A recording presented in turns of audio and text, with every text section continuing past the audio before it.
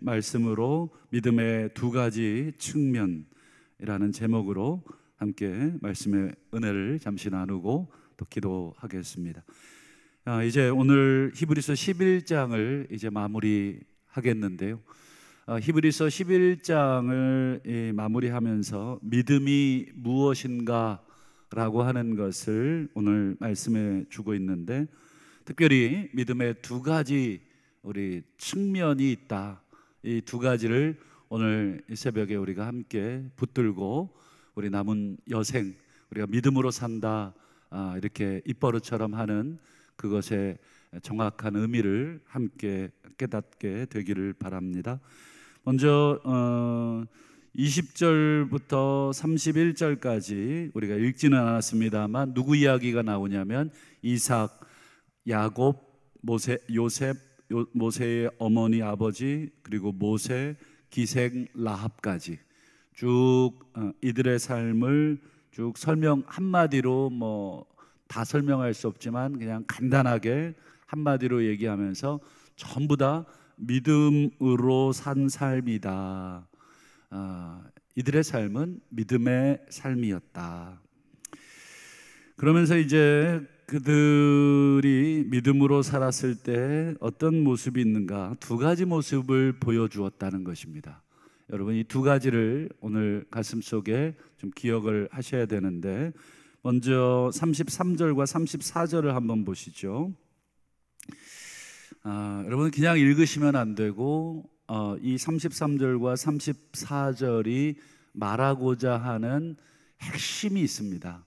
보실까요? 자, 그들 지금 말한 이삭, 야곱, 요셉, 모세, 기생, 라합 등등 이 수많은 사람들의 믿음으로의 삶을 설명하는데요. 자, 믿음으로 나라를 이겼다, 의를 행했다, 약속을 받았다, 사자의 입을 막았다, 이 불의 세력을 멸망시켰다, 칼날을 피했다, 강하게 됐다, 그리고 전쟁에서 이방 사람들의 진을 물리쳤다. 여러분, 33절, 34절이 여러분 계속 말하고 싶은 게 뭔가요? 이겼다, 행했다, 받았다, 입을 막았다, 멸망시켰다, 피했다, 강했다, 물리쳤다. 전부 다 좀 좋은 의미입니다. 그렇죠? 긍정적인 의미. 이것을 뭐라고 표현하면 좋겠습니까? 다 믿음으로 승리했다. 그렇죠? 나라를 이겼다, 승리했다, 사자의 입을 막았다, 승리했다, 칼날 피하고 멸망시키고 강해졌다, 물리쳤다, 승리했다. 이거를 조금 더 우리 성경에서 자주 쓰는 표현으로 바꾸면 영광을 얻었다. 이들은 다 믿음으로 살다가 이런 영광을 다 받았습니다. 33절과 34절을 통해서 믿음의 첫 번째 측면을 보게 되는데, 믿음으로 영광을 얻은 측면입니다. 믿음으로 뭘 얻었다고요? 영광을 얻은 측면. 여러분, 이 영광이라는 단어를 먼저 기억해 두시면 좋겠고요. 그 다음 이어지는 35절부터 여러분 38절까지 한번 보실까요? 이것도 이제 믿음으로 그들이 살았는데요. 두 번째 측면이 나오는데, 자, 심한 고문을 받았다, 조롱과 채찍질을 받았다, 결박을 받았다, 옥에 갇혔다, 돌에 맞았다, 톱에 켬을 당했다, 시험과 칼로 죽임을 당했다, 궁핍했다, 환난을 받았다, 학대를 받았다. 38절에 여러 곳으로 떠돌이 생활을 했다. 우리 앞에 읽은 것과 어떻습니까? 굉장히 반대되죠. 아까는 사자의 입을 막고 승리하고 강해지고 정복하고 멸망시키고 이런 승리, 영광의 모습이었다면 35절부터 38절에 나타난 이 믿음으로 산 이 사람들의 모습은 어때요? 이걸 한 단어로 여러분 요약하면 굉장히 고난스러웠다. 고문받았죠, 조롱받았죠, 채찍질 받았죠, 도망다녔죠. 아까 싸워서 이기는 모습은 없고 전부 다 어때요? 지는 모습, 망하는 모습, 도망치는 모습, 배고픈 모습, 이런 모습들, 고난의 모습들을 받은 것입니다. 두 번째, 여러분, 믿음의 측면이 나오고 있죠. 어떤 측면입니까? 고난을 받는 측면. 첫 번째 측면이 뭐라고요? 영광을 받은 측면. 두 번째는요, 고난을 받는 측면. 여러분, 이 두 가지를 어떻게 설명할 수 있겠습니까? 믿음으로 살면 영광을 받습니까? 아니면 고난을 받습니까? 어떤 걸 원하십니까? 영광을 원하시죠? 다 우리가 영광 받기를 원하실 텐데, 그러면 뒤에 나오는 이 사람들, 고난을 받은 사람들은 도대체 우리가 모른 척 해야 됩니까? 야, 쟤네들의 믿음은 2% 부족한 믿음, 믿음처럼 보였지만 온전하지 않은 믿음이라 이렇게 고난받은 거야. 제대로 믿었다면 이 승리, 영광을 받아야 될 거다. 이 두 가지 측면을 다 우리에게 오늘 본문이 말씀하고 있는데, 여러분, 이 두 가지를 우리가 어떻게 조화를 시켜야 되겠습니까? 영광의 측면과 이 고난의 측면. 여러분, 데살로니가 전서 1장 3절에 보면 믿음, 소망, 사랑을 다 이야기합니다. 우리가 좋아하는 믿음, 소망, 사랑, 그 중에 제일은 사랑이잖아요. 근데 데살로니가 전서 1장 3절에 보면 그냥 믿음, 소망, 사랑이라고만 말하지 않고 이렇게 말합니다. 믿음의 역사, 사랑의 수고, 소망의 인내. 그러니까 믿음, 사랑, 소망 이렇게 말해도 되지만 역사, 수고, 인내 이렇게 말해도 같은 말이죠. 믿음, 소망, 사랑이 중요하다면 역사, 수고, 인내도 중요한 것입니다. 그 중에 여러분, 이 믿음의 역사를 한번 좀 우리가 오늘 눈여겨봐야 되겠는데, 여러분, 믿음의 역사라고 되어 있잖아요. 이 역사라는 말이 영어의 히스토리, 우리 국사, 뭐 세계사, 우리 뭐 이런 그런 히스토리로서의 역사가 아닙니다. 믿음의, 저 사람의 믿음의 역사는 뭐 3살 때부터 시작이 돼서 뭐 10살 때, 뭐 20살 때, 30살 때 이런 한 개인의 히스토리를 말하는 게 아니라, 이 말은 여러분 성경을 읽다 보면 우리가 의롭게 되는 것은 율법의 행위로 말미암지 않는다라고 하는, 율법의 행위할 때 행위와 똑같은 단어입니다. 그러니 이 믿음의 역사라는 말은 믿음의 행위라는 말입니다. 믿음의 히스토리가 아니라 믿음의 삶, 믿음의 우리가 행동, 믿음을 가지고 있다면 그 믿음이 행동을 만들어낸다 하는 뜻이 되겠습니다.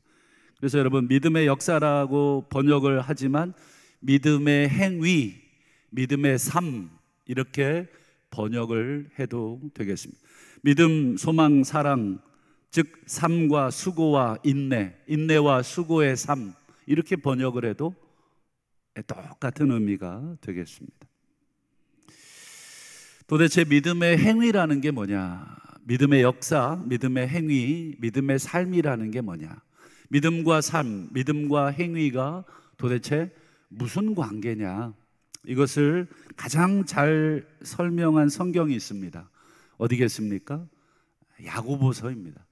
믿음과 삶이, 믿음과 행위가 어떤 관계가 있는지를 정확하게 우리에게 오해하지 말라고, 우리 특별히 한국교회, 물론 한국교회뿐 아니라 뭐 유럽교회들도 마찬가지였습니다만, 이 믿음이 가장 중요하다는 것을 너무 잘 알고 있어서 뭐 믿음, 오직 믿음, 그래서 이 믿음이 강조가 되는 것은 아주 바람직한 일이지만, 그때 당시의 배경 속에서 믿음이 강조됐다면 오늘날 우리 한국교회는 이제 거꾸로 믿음보다는 삶이 더 강조가 돼야 되지 않는가.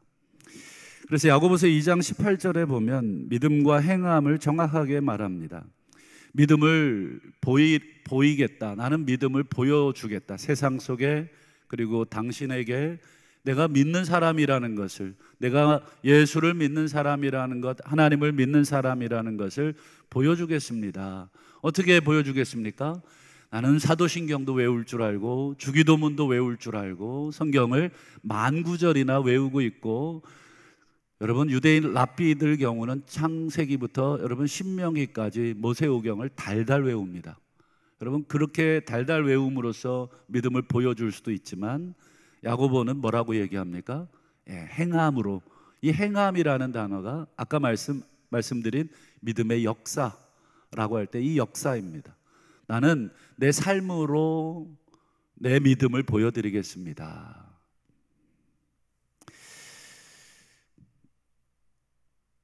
그래서 여러분 야고보는 아브라함의 믿음을 이렇게 설명을 합니다. 한번 야고보서 2장 21절을 한번 보실까요? 우리 조상 아브라함이 그 아들 이삭을 제단에 바칠 때 무엇으로요? 행함으로. 로마서를 보면 아브라함이 하나님을 믿음으로 의롭다 하심을 받았다고 돼 있잖아요. 믿음으로 의롭다. 근데 우리는 왜 로마서만 읽고 야고보서는 읽지 않습니까? 여러분 로마서는 바울이 썼고 야고보는 예수의 형제가 썼기 때문에 바울이 더 높은 것입니까? 아니 누구를 높낮이를 따지자는 게 아니라 우리가 갖고 있는 성경이 동일한 하나님의 성령의 말씀이라고 한다면 우리는 균형 있게 읽어야 되겠습니다. 그러므로 여러분 믿음으로 의롭다 하는 것도 100점이고 행함으로 의롭다 하는 것도 100점짜리 답이 되겠습니다. 아브라함만 그런가? 기생 라합도 한번 얘기합니다. 야고보서 2장 25절. 오늘 히브리서도 기생 라합을 믿음으로 살았다 이렇게 말을 했지만 야고보도 이 기생 라합을 이야기하면서 뭐라고 얘기합니까? 행함으로 의롭다함을 받은 사람. 그러니 여러분 믿음으로와 행함으로는 서로 대척점에 있는 두 가지가 아니라 서로 똑같은 것입니다. 그래서 야고보는 이렇게 결론을 짓죠. 우리 야고보서 2장 22절을 볼까요?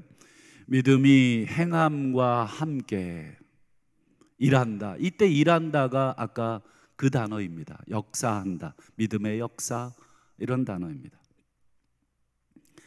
믿음이 혼자 가지 않는다는 것입니다. 행함이라는 것을 데리고 간다는 거예요. 그리고요 또 무엇으로 내 믿음이 온전해집니까? 내가 데리고 다니는 내 삶을 통해서 내 믿음이 온전하게 되었다.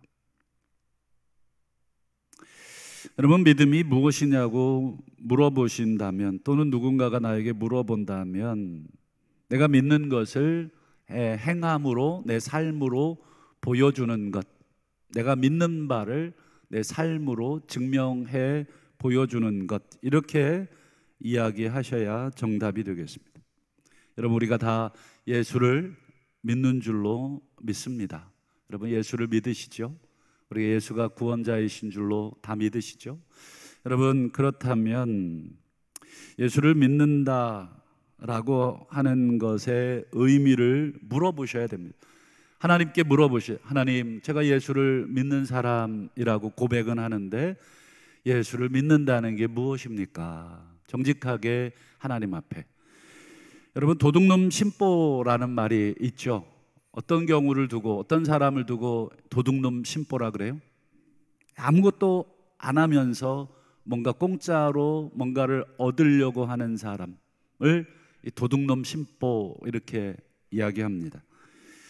간혹 신앙생활 하는 사람들 중에 도둑놈 믿음을 여러분 보시는 경우, 그건 다른 사람 볼 거 없이 나를 보시면 돼요. 이 도둑놈아, 네가 예수를 믿는 놈이냐, 이렇게 스스로에게 한번 질문을 던져보시고 또 스스로에게 한번 물어보세요. 이 도둑놈 믿음아, 무슨 뜻입니까? 천국은 예수 믿으면 간다고 하는 것을 믿기는 믿는데 내가 예수 믿어서 천국 간다는 그 사실은 내가 좋아하고 또 받아들이고 내가 믿고는 있는데 도무지 예수를 믿는다는 것이 무엇인지 관심이 없어요. 그냥 예수 믿으면 천국 간다라고 하는 예수 천국 불신 지옥에 우리가 너무 익숙해지다 보니까 그냥 나는 예수 믿었기 때문에 지금 내 삶이 어떻든 나는 무조건 천국 가, 이렇게 생각하는 심보가 도둑놈 믿음 심보입니다. 여러분 정말 내 삶과 내 믿음이 무관하다면 내가 예수 믿고 천국 가는 게 맞겠지만 오늘 성경을 제대로 우리가 믿는다면 믿음이 행함과 함께 가고 또 행함으로 믿음이 온전해진다라는 야고보의 말씀도 여러분 우리가 믿는다면, 여러분 우리가 예수를 믿는다는 것이 무엇입니까? 예수님께 물어봐야 되고 예수님의 삶을 우리가 진지하게 보셔야 합니다. 여러분 예수님이 우리가 뭐라고 하셨냐면, 우리에게 아무든지 나를 따라오려거든 자기 십자가를 지고 나를 따라와라. 예수님을 따라가는 것, 예수님을 믿는 것은 영광을 얻기 위해서, 아까 믿음의 첫 번째 측면, 우리 영광의 측면, 이기고 나라를 이기고 사자의 입을 틀어막고 이방 민족들의 그 진을 파하고 이런 영광스러운 모습으로 여러분 얻기 위해서 예수를 따라가지만, 예수님이 그 앞에 십자가 지고 따라와라. 십자가가 무엇인가? 그 고난, 죽음, 이게 바로 십자가잖아요.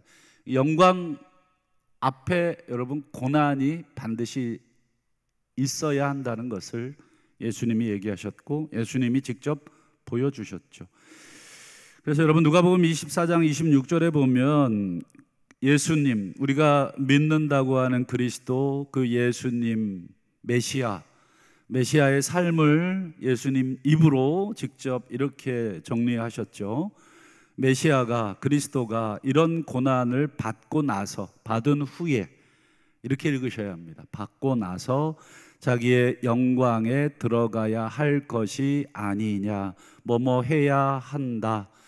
의무입니다. 의무.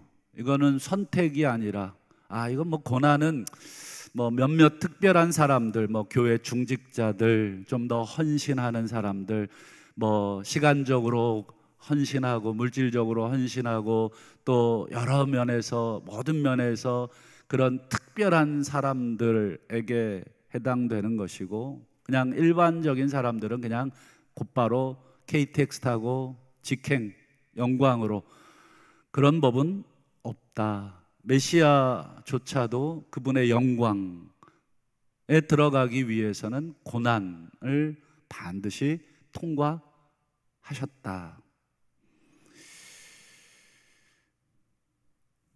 말씀을 맺겠습니다. 여러분, 믿음의 두 가지 측면을 오늘 말씀을 통해서 봤죠. 첫 번째가 무엇이었습니까? 승리, 영광스러운 측면. 전부 다 우리는 그것을 사모하고 달려가죠. 하지만 우리는 두 번째 측면을 지워버리고 싶어 합니다. 누가 얻어맞고 싶겠고, 누가 톱으로 켬을 당하고 싶겠으며, 누가 돌에 맞으면서 살고 싶겠습니까? 하지만 여러분, 믿음으로 산다는 것은 고난 후에 영광이라고 하는 것을 우리가 다시 한번 새겨야 되겠습니다. 믿음으로 영광의 삶을 산다는 것은 고난의 삶도 함께 우리가 받겠다. 결혼 생활과 비슷한 것 같아요. 결혼의 달콤함도 있지만 어떻습니까? 결혼 생활을 하면서 내 자신을 맞추어야 하고 내 자신을 쳐서 또 복종시켜야 되는 그런 것도 있겠죠. 또 여러분, 공부랑도 비슷한 측면이 있습니다. 누구나 다 반에서 1등하고 또 좋은 대학에 가고 싶지만 여러분, 그 영광은 누구에게 주어집니까? 다른 사람 놀 때 열심히 여러분 잠을 줄여서 공부한 사람에게 주어지는 게 마땅하지 않겠습니까? 놀 거 다 놀고 여러분 공부 하나도 안 했는데 여러분 정말 나는 반에서 1등 했다 그러면 여러분 그 사람 어떻습니까? 가능하지도 않지만 인정할 수가 없는 것입니다. 여러분, 삶이 모두가 그렇습니다. 반드시 고난 그리고 영광. 우리 성도님들 지금까지의 삶을 한번 가만 돌이켜 보십시오. 뭔가 영광스러운 자리에 오르시기까지 여러분 그 이전의 삶은 어떠셨습니까? 굉장히 고단하고 힘들고 애쓰고 수고하고, 그래서 지금의 자리에 오르신 것. 우리 마지막으로 로마서 8장 17절 말씀을 한번 보시죠. 우리가 다 하나님의 자녀라고 선포합니다. 여러분, 자녀이면은 상속을 받는다. 너무 좋죠. 영광스러운 이 부모로서 부모에게 받을 수 있는 그 상속, 그러나 여러분, 우리가 상속을 받으려면 뒤에 보실까요? 영광을 받으려면, 상속을 받으려면 뭐도 받아야 합니까? 고난도 받아야 한다. 성경은 단 한 번도 그냥 영광만 얘기한 적이 없는데, 우리는 너무나 그 영광만 취하려고 하는 도둑놈 심보의 믿음을 원하고 있지는 않은가? 여러분, 내 육체에 그리스도의 남은 고난을 채우겠다고 한 바울의 말은 그냥 듣기 좋으라고 자기 자신을 과대 포장하기 위해서 성도들 기를 죽이려고 했던 말이 결코 아니다. 바울은 이 진리를 너무너무 잘 알고 있었고, 예수님을 보면서, 예수님의 삶과 가르침을 보면서 바울은 그렇게 사는 것이 예수 따라가는 사람의 믿음의 삶이다 하는 것을 보십니다. 오늘 우리가 아침 가장 먼저 불렀던 내 주님 지신 십자가, 2절이 무엇입니까? 내 몫의 태인 십자가. 여러분, 주님만 지고 갈 십자가가 아니라 우리도 지고 가야 할 십자가가 있는 줄로 믿고, 각자의 삶의 위치에서 내가 져야 할 그 고난의 무게를 잘 이겨내시는, 그래서 마지막 때 우리 아버지께서 영광의 면류관을 씌워주실 때 다시 한번 기쁨으로 받으시는 저와 우리 성도님들 다 되실 수 있기를 주님의 이름으로 축복합니다. 기도하겠습니다.